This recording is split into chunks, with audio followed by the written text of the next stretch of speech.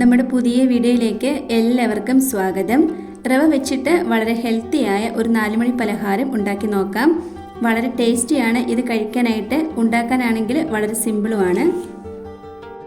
അതിനായി ഒരു മിക്സിയുടെ ജാറിലേക്ക് 250 ml കപ്പിൽ 1 കപ്പ് അളവിൽ റവ ഇട്ട് കൊടുക്കാം. വറുത്തതോ വറുക്കാത്തതോ എടുക്കാം, കുഴപ്പമൊന്നുമില്ല. എന്നിട്ട് ഇതൊന്ന് പൊടിച്ചെടുക്കണം. നമ്മളിങ്ങനെ ചെയ്യുന്നത് നമ്മുടെ ഒരു സ്നാക്ക് നല്ല സോഫ്റ്റായി കിട്ടാൻ വേണ്ടിയിട്ടാണ്. പൊടിച്ചെടുത്ത റവ ഒരു ബൗളിലേക്ക് ഇട്ട് കൊടുക്കാം. ഇനി ഇതിലേക്ക് കുറച്ച് വെള്ളം ഒഴിച്ചു കൊടുത്ത് ഒന്ന് മിക്സ് ആക്കണം.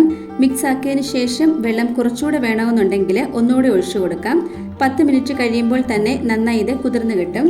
ഇതുപോലെ ചെയ്യുന്നത് റവ നന്നായി സോഫ്റ്റ് ആകാൻ വേണ്ടിയിട്ടാണ്. ഇനി ഇതൊന്ന് മാറ്റി വെക്കാം. ഇനി ഒരു പാനിലേക്ക് ശർക്കര പാനി അരിച്ച് ഒഴിച്ചു കൊടുക്കാം. 1/2 കപ്പ് അളവിലാണ് ശർക്കര ഉരുക്കിയെടുത്തിട്ടുള്ളത്. ഇനി ഇതിലേക്ക് തേങ്ങ ചിരകിയതും കൂടെ ഇട്ട് കൊടുക്കാം. എന്നിട്ട് ഇത് നന്നായി ഒന്ന് യോജിപ്പിച്ചെടുക്കണം. ഈ ഒരു തേങ്ങ ശർക്കരയുമായി ഒന്ന് യോജിച്ച് വരുന്ന സമയത്ത് ഇതിലേക്ക് ക്യാരറ്റ് ഗ്രേറ്റ് ചെയ്തതും കൂടെ ചേർത്ത് കൊടുക്കാം. എന്നിട്ട് ഇത് നന്നായി ഒന്ന് യോജിപ്പിച്ചെടുക്കണം. ലോ ഫ്ലെയിമിൽ വെച്ചിട്ട് തന്നെ വേണം ഇതുപോലെ ചെയ്തെടുക്കാനായിട്ട്. നമ്മുടെ ഈ ഒരു ചാനലിൽ ഒരുപാട് ഈസി ആയിട്ടുള്ള റെസിപ്പീസ് അപ്ലോഡ് ചെയ്തിട്ടുണ്ട്. അതൊന്നും കാണാത്തവരുണ്ടെങ്കിൽ ഒന്ന് കണ്ട് സപ്പോർട്ട് ചെയ്യണേ.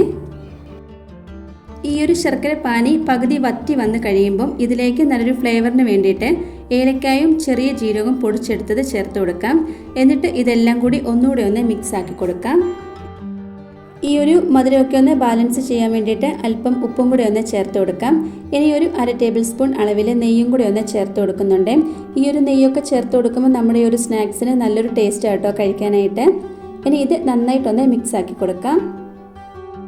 ഇതിപ്പം ഇതിനുള്ളിലെ വെള്ളമൊക്കെ വറ്റി നന്നായിട്ട് റെഡിയായി കിട്ടിയിട്ടുണ്ട്.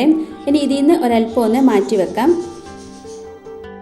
ഇനി നമ്മൾ കുതിർത്ത് വെച്ചിട്ടുള്ള ആ ഒരു റവയും കൂടെ ഇതിലേക്കൊന്ന് ഇട്ട് കൊടുക്കാം. എന്നിട്ടിത് നന്നായി തന്നെ ഒന്ന് യോജിപ്പിച്ചെടുക്കണം. ഈ ഒരു സമയത്ത് ലോ ഫ്ലെയിമിൽ വെച്ചിട്ട് തന്നെ വേണം ഇത് കുക്ക് ചെയ്തെടുക്കാനായിട്ട്. റവ ആയതുകൊണ്ട് ഹൈ ഫ്ലെയിമിൽ വെച്ച് കൊടുക്കുകയാണെങ്കിൽ പെട്ടെന്ന് തന്നെ അടിയിൽ ഒട്ടിപ്പിടിക്കും. നമ്മുടെ മിക്സ് ഇവിടെ റെഡിയായി കിട്ടിയിട്ടുണ്ട്. ഇതിലേക്ക് നിങ്ങൾക്ക് ഡ്രൈ ഫ്രൂട്ട്സ് ഒക്കെ വേണമെന്നുണ്ടെങ്കിൽ അത് ചേർത്ത് കൊടുക്കാം. അണ്ടിപ്പരിപ്പോ കിസ്മിസോ ഒക്കെ നെയ്യിൽ വറുത്തത് ചേർത്ത് കൊടുക്കുകയാണെങ്കിൽ കുറച്ചും കൂടെ ഒക്കെ ഒരു ടേസ്റ്റ് കൂടുതലായിട്ട് കിട്ടും. ഇനി ഇത് തണുത്തതിന് ശേഷം ചെറിയ ബോൾസ് ആക്കിയിട്ട് വാഴയിലയിലേക്ക് വെച്ചൊന്ന് പരത്തിയെടുക്കാം. നമ്മൾ സാധാരണ അട ഉണ്ടാക്കുന്നത് പോലെ ഇതുപോലെ ഒന്ന് പരത്തിയെടുക്കത്തില്ല. ഇതുപോലെ ജസ്റ്റ് ഒന്ന് വെച്ച് കൊടുക്കുകയുള്ളൂ.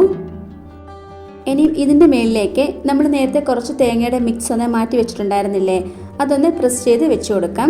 എന്നിട്ട് ഒന്ന് ഫോൾഡ് ചെയ്ത് എടുക്കാം. വാഴയില ഒന്ന് ചൂടാക്കി എടുക്കുകയാണെങ്കിൽ നമുക്ക് ഈസി ആയിട്ട് ഇതുപോലെ ഫോൾഡ് ചെയ്തെടുക്കാം. ഇല്ലെങ്കിൽ അത് പെട്ടെന്ന് തന്നെ പൊട്ടിപ്പോകും. നമുക്കിനി ബാക്കിയുള്ളതും കൂടെ ഇതുപോലെ ഒന്ന് ഫോൾഡ് ചെയ്ത് വെച്ച് കൊടുക്കാം. ഇനി ചൂടായിട്ടുള്ള ആവിച്ചെമ്പിലേക്ക് ഇത് ഓരോന്നായിട്ട് വെച്ച് കൊടുക്കാം. ഒരുപാട് സമയമൊന്നും വേണ്ട, വെറും 15 മിനിറ്റ് കൊണ്ട് നമുക്കിത് വെന്ത് കിട്ടും. ഇപ്പോൾ ഇതാ ഒരു 15 മിനിറ്റ് കഴിഞ്ഞിട്ടുണ്ട്. ഇതൊന്ന് തുറന്ന് നോക്കാം. ഇതിപ്പം നന്നായി തന്നെ വെന്ത് കിട്ടിയിട്ടുണ്ട്. ഇനി ഒരു പ്ലേറ്റിലേക്കൊന്ന് മാറ്റി കൊടുക്കാം. ഇതിങ്ങനെ കഴിക്കാനായിട്ട് വളരെ നല്ല ടേസ്റ്റാണ്. റവയും ക്യാരറ്റും ഒക്കെ വെച്ച് അട ഉണ്ടാക്കി നോക്കിയിട്ടില്ലെങ്കിൽ ഇതുപോലെ ഒന്ന് ഉണ്ടാക്കി നോക്കണേ. എല്ലാവർക്കും ഇഷ്ടപ്പെടും. പ്രത്യേകിച്ച് നമ്മൾ കുട്ടികൾക്കൊക്കെ കൊടുക്കാൻ നല്ലതാട്ടോ ഇത്.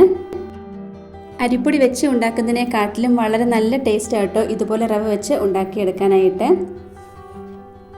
ഒരുപാട് സമയമൊന്നും വേണ്ട, വളരെ പെട്ടെന്ന് തന്നെ നമുക്കിത് ഉണ്ടാക്കിയെടുക്കാവുന്നതേ ഉള്ളൂ. ഇതിൻ്റെ ഉൾഭാഗം ഒന്ന് മുറിച്ച് കാണിച്ചു തരാം കേട്ടോ. ഒരുപാട് ഹാർഡായി പോയിട്ടില്ല, നല്ല സോഫ്റ്റ് ആട്ടോ ഇത്. ഇന്നത്തെ നമ്മുടെ ഈ റെസിപ്പി എല്ലാവർക്കും ഇഷ്ടമായി കാണുമെന്ന് വിചാരിക്കുന്നു. ഇഷ്ടമായിട്ടുണ്ടെങ്കിൽ ലൈക്കും കമൻറ്റും സബ്സ്ക്രൈബും ഒന്നും ചെയ്യാൻ മറന്നു പോരുതേ. അടുത്തൊരു വീഡിയോയിൽ കാണാം.